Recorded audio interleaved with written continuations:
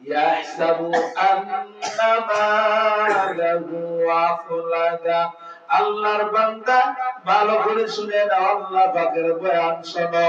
আল্লাহ ডাক দিয়ে কয়, এরা মনে করেন আমাদেরকে বাঁচাবে, আমাদের টাকা, আমাদেরকে রক্ষা করবে, আমাদের সম্পদ, আমাদেরকে খাওয়াবে, আমাদের সম্পদ, আমাদেরকে সম্মান দান করবে, আমাদের সম্পদ। না রে বান্দা, তাকাইয়া দেখো, সম্মানের মালিক হলো আল্লাহ, ইজ্জতের মালিক হলো আল্লাহ, রিজিকের মালিক হলো আল্লাহ।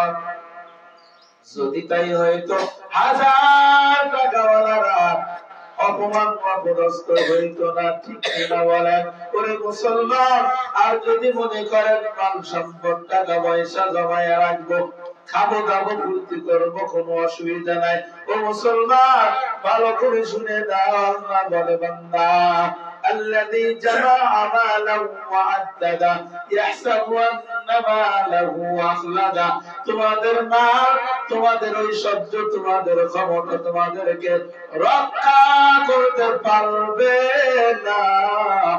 রক্ষা যদি পেতে হয়, আমি আল্লাহর কাছে সাহায্য চাও, আমি আল্লাহ রক্ষা করবো। সুবহানাল্লাহ।